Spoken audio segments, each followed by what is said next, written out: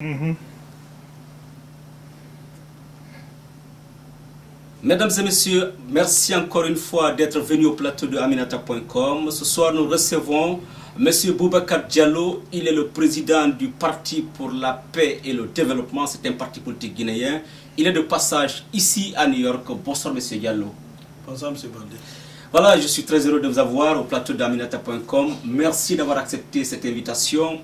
La première question, c'est de vous demander de vous présenter à nous pour qu'on sache qui est réellement Boubacar Diallo, qui est réellement le président du PPD. Merci. Bon, pour parler de moi, je suis Boubacar Diallo. Je suis rentré à l'école primaire à Mamon, d'abord. Et ensuite, que j'ai terminé à Fria, le secondaire. Et je suis revenu à Conakry pour faire mon cycle universitaire à l'université Gamal Abdel Nasser de Conakry. Diplômé en 1987, j'ai travaillé un peu à mon propre compte. Ensuite, je suis venu aux États-Unis d'Amérique où j'ai étudié à l'université d'Ivry, University de New York, où j'ai fait la comptabilité et la finance. Je suis sorti avec un diplôme, un master en finance et comptabilité. Voilà, grosso modo, mon cursus universitaire. Et après ça, je suis rentré au pays. Aujourd'hui, Dieu merci, je suis le président du PPD, le Parti pour la paix et le développement. Bien, on va revenir sur le PPD. Monsieur Diallo, de l'homme d'affaires que vous avez été, parce que nous avons appris que vous avez quelque part dirigé quelques entreprises auparavant, donc de l'homme d'affaires à l'homme social que vous avez été, et aujourd'hui vous êtes parti pour la politique. Vous avez choisi la politique. Est-ce qu'on peut savoir qu'est-ce qui vous a motivé, qu'est-ce qui vous a poussé à aller vers la politique? Bon, c'est simplement le souci de servir nos compatriotes, servir mon pays. C'est pour ça, si je me contentais juste de ce que je gagne en tant qu'homme d'affaires, je n'allais m'occuper que de ma famille seulement et mes amis. Mais mon ambition, c'est faire beaucoup plus, c'est-à-dire faire profiter des autres de mon expérience d'homme d'affaires et de quelqu'un qui a servi aussi dans les associations sociales et finalement être en politique, parce que je pense que c'est le summum. Si tu veux servir ton pays, on finit par être un bon politicien. Voilà. Et beaucoup pensent aujourd'hui que beaucoup de jeunes créent des partis politiques tout simplement parce que c'est aussi le tremplin pour accéder à de hautes fonctions de l'État. Est-ce que ce n'est pas... Ce que je peux vous dire, c'est le droit de tout un chacun de penser être quelque part pour vraiment servir son pays. C'est un droit. Je suis guinéen, j'ai étudié au pays, j'ai étudié à l'extérieur, j'ai une expérience. Je pense que personnellement, si je fais de la politique, c'est pour mieux servir mon pays. Ce n'est pas pour me servir. Si c'était pour ça, c'est que le peu que j'ai me suffit réellement pour vivre et puis servir ma famille. Donc pour les autres, je pense que ils peuvent le dire pour d'autres personnes, mais en ce qui me concerne, ce que je pense, c'est mieux servir mon pays. C'est pourquoi je suis rentré en politique. On va revenir un peu au PPD. Je rappelle à ceux qui nous suivent que nous sommes avec le président du PPD. Le PPD est un parti politique guinéen qui s'appelle le Parti pour la paix et le développement. Alors, comment se porte-t-il aujourd'hui, votre parti politique, et surtout sa place dans la classe politique guinéenne aujourd'hui? Le PPD se porte très bien. C'est un parti qui a été lancé le 8 août 2015. C'est-à-dire qu'on n'a pas encore 2 ans. Je préfère que ce soit les autres qui vous disent comment se porte le PPD au lieu que ce soit moi-même qui le dise. Parce que, simplement, nous sommes en train de nous implanter.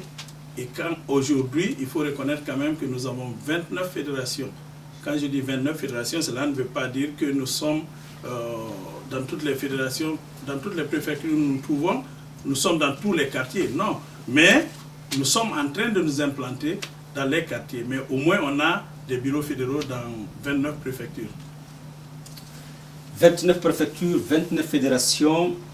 Monsieur Diallo, comme vous le savez, il y a beaucoup de partis politiques guinéens et je voudrais savoir le PPD est de quel bord? La mouvance présidentielle, la mouvance de l'opposition, ou bien vous êtes avec ceux qui ne sont ni de l'opposition ni de la mouvance mais qui se réclament du centre? Nous sommes de la mouvance. Nous avons signé, la mouvance présidentielle. Nous avons signé en 2015 une alliance et nous faisons partie de la mouvance présidentielle. C'est vrai, mais il faut reconnaître une chose aussi. Quel que soit le bord là où tu trouves, il y a par exemple certaines choses que l'opposition propose aujourd'hui, que nous-mêmes, étant la mouvance, nous reconnaissons. Donc, ce n'est pas... Tu peux être de la mouvance ou être de l'opposition, apprécier ce que les autres disent. Quand c'est dans l'intérêt du pays, quand c'est dans l'intérêt de notre pays, en ce moment, vous êtes obligé d'accepter. Maintenant, c'est à vous de nous dire si tu es de la mouvance, tu ne dois pas supporter quelque chose de bon pour le pays quand c'est proposé par l'opposition. En ce moment, si c'est des idées de ce genre, je peux vous dire que nous ne nous retrouvons pas dans ce sens. Nous voulons le bien du pays. Quel que soit le bord qui le propose, nous pourrons le supporter. Voilà notre position sur l'échiquier politique national. Donc vous êtes la mouvance présidentielle. Oui. Alors, comme on le dit souvent, pas d'argent, peu ou pas d'activité politique. Est-ce qu'on peut savoir les sources de financement de votre parti politique? D'abord, ça vient de nous-mêmes, de nos militants et de certaines bonnes volontés qui essaient de nous aider, qui comprennent nos idées et qui disent que ces gens-là, les idées qui sont en train d'avancer sont des idées novatrices, ce sont des idées qui sont très bien pour le pays, donc nous pouvons les supporter. Voilà d'où vient notre source de financement. Est-ce que vous ne recevez pas de fonds, d'aide de la part de la mouvance présidentielle? Parce que nous avons appris qu'en 2015, tous les partis politiques qui avaient soutenu la mouvance présidentielle avaient eu quand même quelque chose. Est-ce que votre parti n'avait pas eu? Non, vous savez, ça c'est très simple. Ce n'est pas que la mouvance, même dans l'opposition. Quand vous êtes dans une organisation interne, ce qui est interne à vous, vous le gardez à l'interne. Vous comprenez? Vous ne pouvez pas quand même supporter votre candidat et qu'on ne mette pas à disposition des moyens pour au moins essayer de faire la politique. Ce n'est pas possible. Donc des moyens avaient été mis à la disposition des partis qui ont soutenu tous les partis politiques, qu'ils soient de l'opposition, l'opposition était organisée à sa façon. La mouvance présidentielle aussi est organisée à sa façon. Ce que je veux dire par là, c'est que pour faire la campagne en 2015, des moyens étaient à la disposition de la mouvance présidentielle pour faire la campagne. Cela a été fait, personne ne vous dira le contraire. D'accord. On va revenir sur les accords du 12 octobre. Et qui fait grincer beaucoup de dents, qui fait verser beaucoup d'encre et qui crée la zizanie même. Quel est le camp? C'est vrai que vous êtes la mouvance présidentielle, mais quelle est la position de votre parti politique par rapport à l'interprétation de la loi sur ces accords-là? Parce qu'il y en a qui disent que la loi a été violée. Les autres disent que la loi n'a pas été violée. Vous, le PPD, quelle est votre opinion par rapport à cette question-là? D'abord, on doit saluer cet accord, parce que nous sommes partie prenante dans cet accord. Il faut le reconnaître, étant la mouvance, la COPAM, nous on a un représentant qui a signé ces accords. Je vais vous dire je vais un peu parler de ces accords. Pourquoi nous allons supporter ces accords? Parce que d'abord, il n'y a pas mieux que la paix. C'est dans la paix seulement qu'on peut avoir le dialogue. C'est dans la paix qu'il peut y avoir le développement. Donc, ces accords amenaient d'abord la paix. Pourquoi? Parce que les deux camps s'asseyent autour d'une table pour discuter. Nous sommes Guinéens, on discute entre nous d'abord. Ça, c'est le premier point. Le second point, c'est que en tant que mouvance présidentielle, en tant que partie prenante de ces accords, quand les gens disent que la loi a été violée, moi je dirais non. Violer une loi, c'est mettre en application quelque chose qui est contraire à la loi.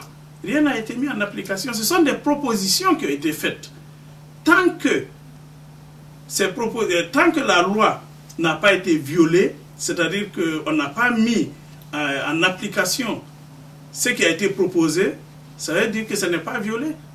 D'ailleurs, vous-même vous le savez en tant que journaliste, pour qu'on puisse mettre ces accords en application, il va falloir que les députés modifient la loi. C'est-à-dire, quand on parle d'élection, je sais, tout le monde parle d'élection des chefs de quartier, ce qui est prévu par la loi actuellement, Mais dans les accords, on parle de nomination. Mais il va falloir que les députés des deux camps se retrouvent au niveau de l'Assemblée, voter, au lieu que ce soit une élection, que ce soit une nomination maintenant. Et une fois que cela est adopté, quand l'élection vient après ça, ça veut dire que la loi n'a pas été violée. Donc, elle n'est pas du tout violée, ça c'est un. Et deuxièmement, il faut reconnaître une chose, c'est que partout où les deux camps se retrouvent pour discuter, s'entendre sur quelque chose, c'est encore bon pour le pays. Et que pensez-vous du centre? Le centre, il y a des moments où, honnêtement parlant, nous-mêmes, avec certaines réflexions, on se dit que est-ce qu'on n'est pas du centre? Mais vous devez savoir une chose, notre constitution ne prévoit pas le centre. Elle prévoit que l'opposition, ou tu es de l'opposition, ou tu es de la mouvance. Mais si ça existait, je peux vous dire qu'il y a des moments où on réfléchit en tant que centriste. C'est quoi le centre? À notre avis, c'est quand des deux côtés, par exemple, la mouvance présidentielle s'en tient à quelque chose, elle ne veut rien changer, et l'opposition s'en tient à quelque chose, elle ne veut rien changer, et quand vous venez du centre, vous prenez ce qui est bon, là où vous vous entendez ensemble, et vous mettez ça. C'est ce que nous appelons le centre. Dans les négociations, c'est ce qu'ils ont fait. Donc, toutes les deux parties ont quitté d'abord leur position, c'est-à-dire les gens de l'opposition qui tenaient à quelque chose et ceux de la mouvance qui tenaient, ils se sont retrouvés quelque part, ils ont eu des accords, ils ont négocié. Nous appelons ça le centre. Si ça devait exister, c'est ce qui devait être le centre. Et d'ailleurs, c'est la meilleure option. Comme actuellement, la loi ne prévoit pas, donc, ou tu es de la mouvance ou bien tu es de l'opposition. Voilà ce que je peux vous dire sur le centre. D'accord. Mesdames et messieurs, je vous rappelle que nous sommes avec M. Boubacar Diallo, il est le président du PPD, Parti politique guinéen. Eh bien, M. Diallo, on va un peu revenir en arrière. Vous avez été fonctionnaire, un haut cadre du ministère de Guinée de l'étranger. Selon vous, pourquoi ce ministère n'a jamais prospéré? Pourquoi ce ministère n'a presque pas apporté grand-chose aux Guinéens de l'étranger?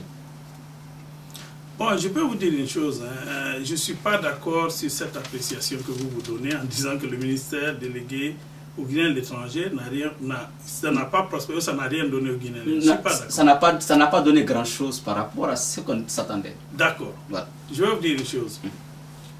L'ambition qu'on avait, notre ministre et tout le cabinet, c'est qu'on avait en tant que Guinéen qui a vécu à l'étranger avant de rentrer, nous savons ce qui fait mal aux Guinéens de l'étranger. Nous savons ce qu'ils ont comme potentiel. Notre ambition, c'était de faire en sorte que notre pays puisse profiter des compétences de ces Guinéens de l'étranger et qu'on puisse aussi, l'État puisse intervenir en leur faveur dans les pays d'accueil pour qu'ils soient mieux traités. Ou que s'il y a des gens qui sont en conflit avec la loi, qu'ils puissent rentrer dans leurs droits, ou bien en tout cas que l'État puisse intervenir en leur faveur. Voilà l'ambition qu'on avait. Mais malheureusement, on est parti jusqu'à mi-chemin, ça s'est arrêté. Quand vous dites que ça n'a pas donné grand-chose, je voudrais vous rappeler une chose, c'est que nous avons fait beaucoup de choses pour les Guinéens vivant à l'extérieur, surtout ceux qui étaient en Angola, et on a vu beaucoup de gens qui ont été arrêtés, beaucoup ont été libérés par l'intervention de ce ministère. C'est vrai. Nous avions beaucoup de grands projets. Et qu'est-ce qui a empêché ces projets? C'est la politique. Ce sont les leaders, les ministres qui ne se sont pas entendus. Il faut le reconnaître. Donc les gens, ils se mettaient les bâtons dans le roue. Et malheureusement, notre ministre d'antan, c'est un jeune très chaud. Tout le monde le connaît, Bantam Masso, très chaud, et qui ne mâche pas ses mots. Mais en politique, il y a des moments où tu es obligé de dans ton vin. Un peu, bon, mais il était tellement chaud. Et il a trouvé des gens qui avaient beaucoup plus d'expérience que nous et qui avaient tellement de relations jusqu'à la présidence, qui ont tout fait pour arrêter tout de suite. Sinon, honnêtement, tous les projets qu'on avait, le ministère actuel, c'est ce qu'ils sont en train de mettre en place. Et si ça donne, je vous dirais que c'est une très bonne chose. Tout ce qu'on est en train de faire, le ministère des Affaires étrangères et des Guinéens de l'étranger est en train de faire pour les Guinéens de l'extérieur, si ça se fait, ce sont des projets qu'ils ont trouvés et qui sont en train de mettre sur place, d'exécuter. Voilà. D'accord. Monsieur Boubacar Diallo, je rappelle que Monsieur Boubacar Diallo, il est le président du PPD. Et bien nous allons partir encore en arrière. Tout le monde sait que Monsieur Boubacar Diallo a été un proche, parmi les proches du capitaine Moussa Dadis Camara. Donc on l'appelait même quelque part là-bas Boubacar Sendédé. Alors, monsieur Diallo, que retenez-vous de cette autre partie, de cette autre période de notre histoire, le temps d'Adis Camara? Je peux dire simplement que c'est vraiment dommage. On avait beaucoup d'espoir avec le capitaine quand il est venu au pouvoir. Et personnellement, quand j'étais en Guinée, à 2 jours de mon départ pour les États-Unis, j'ai fait une interview. Et puis, un jour, le capitaine a envoyé des gens pour me chercher. Tout le monde pensait qu'on venait m'arrêter. Il dit non. Plutôt que j'ai osé dire des choses et critiquer, et il apprécie ça. Et il m'a demandé à l'époque, qu'est-ce que vous voulez faire? J'ai dit, monsieur le Président, les Guinéens de l'étranger ont beaucoup de choses à donner, et voilà, quand j'ai mis ça, il m'a dit, mais j'aime bien vos idées. Donc c'est un monsieur qui m'a approché pour les idées que j'avais, et ensuite on a mis ça sur papier, on lui a remis. Il voulait franchement travailler avec nous, on voulait aussi travailler avec lui. Malheureusement, ça s'est arrêté à un moment où les gens ont été détournés de leur objectif, y compris lui-même. C'est pas ce qu'on attendait. Bon, c'est une période sombre qui est partie avec beaucoup d'espoir. C'est arrêté à un moment donné. Je crois que, comme on dit, c'est l'histoire. L'histoire, c'est l'histoire. On le met de côté et on continue. Est-ce que vous pensez que le capitaine Dadis Camara a été trompé? Je pense que oui. Bon, il est lui-même, il a été trompé, c'est vrai, mais lui-même, il est responsable. Parce que c'est lui le premier responsable quand même. Donc si tu te fais entourer de gens que tu veux entendre seulement qui te disent de bonnes choses, pas des critiques, et à un moment donné, malheureusement, si ça tourne autrement, on ne peut que responsabiliser le capitaine lui-même. Et vous étiez proche de lui, est-ce que vous ne pensez pas que l'expérience lui a un peu manqué? Vous savez, on n'avait tous pas d'expérience. Hein. Moi non plus, je n'en avais pas, parce que je n'ai jamais dirigé. Ça, il est jeune, c'est notre génération. Personne d'entre nous n'a eu l'expérience. Mais quand vous me dites Boubacar CNDD, tout ça là, je voudrais vous rappeler une chose. Je n'étais pas membre du CNDD, je n'ai jamais été ministre du CNDD, et je n'ai eu rien du tout avec le CNDD. Donc, s'il vous plaît, bon, vous pouvez dire ce que vous voulez, mais moi je sais que j'ai plutôt apporté quelque chose, des idées, mais quand j'ai vu la tournure que ça a pris, j'ai quitté, je suis rentré aux États-Unis 2 mois ou 3 mois après, je crois. Moi, je suis rentré ici en octobre, après le 28 septembre. Dès après ça, j'ai dit non, ça ne peut plus aller. Ce n'est pas ce à quoi je m'attendais. J'ai quitté. Je suis sorti par la route. Je suis sorti par la Sierra Leone, me cacher pour rentrer ici. Et quand je suis arrivé, je crois que c'est le 4 décembre. Et tout le monde sait ce qui s'est passé. Donc j'ai pris mes distances avec lui. Et l'avant-dernière question avec M. Diallo Boubacar. La mouvance présidentielle, aujourd'hui, comment elle se porte?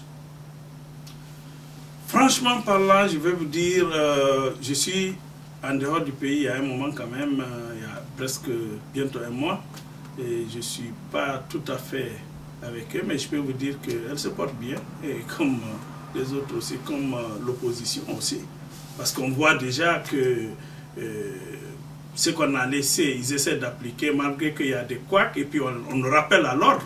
Quand on rappelle à l'ordre, et puis les autres aussi, bon, on s'excuse, bon, c'était pas ce qui était prévu, ils reviennent. Donc, ils sont tous les deux, quand ils sont de bonne foi, pour essayer d'appliquer les accords, et je pense que c'est une très bonne chose pour le pays. Vous avez de l'espoir? Oui, bien sûr.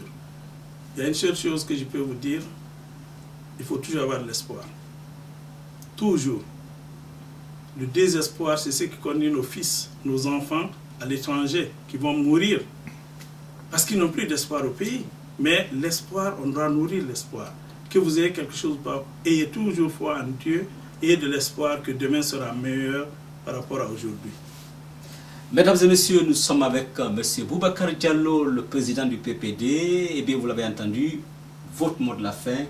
Qu'est-ce que vous avez à dire à ceux qui nous suivent, à ceux qui sont militants et responsables de votre parti politique, ou alors à ceux-là qui ne sont même pas militants de votre parti politique, votre message? Ce que je peux dire à tous les Guinéens, qu'ils soient membres du PPD ou qu'ils ne le soient pas, ou sympathisants, il faut croire en notre pays. Il faut croire au PPD. C'est un nouveau parti Parce que c'est un droit pour nous aussi de créer notre propre parti. On ne l'a pas créé parce que nous sommes contre n'importe qui que ce soit ou contre un autre leader. C'est parce que nous avons quelque chose de nouveau à apporter au pays. Et nous pensons que la pluralité fait la richesse. Donc les idées, c'est un débat d'idées que nous apportons. Et je veux dire aux responsables du parti, aux militants, aux sympathisants, tenez bon, ayez ce qu'il faut, dites ce qu'il faut à nos compatriotes, essayons de travailler avec tout le monde pour hisser notre pays à un niveau, au niveau non seulement du débat, à un niveau supérieur, et pour apporter quelque chose de nouveau sur l'arène politique. Voilà ce que je voulais dire aux Guinéens et je vous remercie. Des années 2000, je crois que c'était en 2005, 2006, il s'agit de l'ambassadeur Mori Karam Kokaba qui a été le premier d'ailleurs à être invité à la vidéo de Aminata.com. Merci à vous, merci à tous. Au revoir.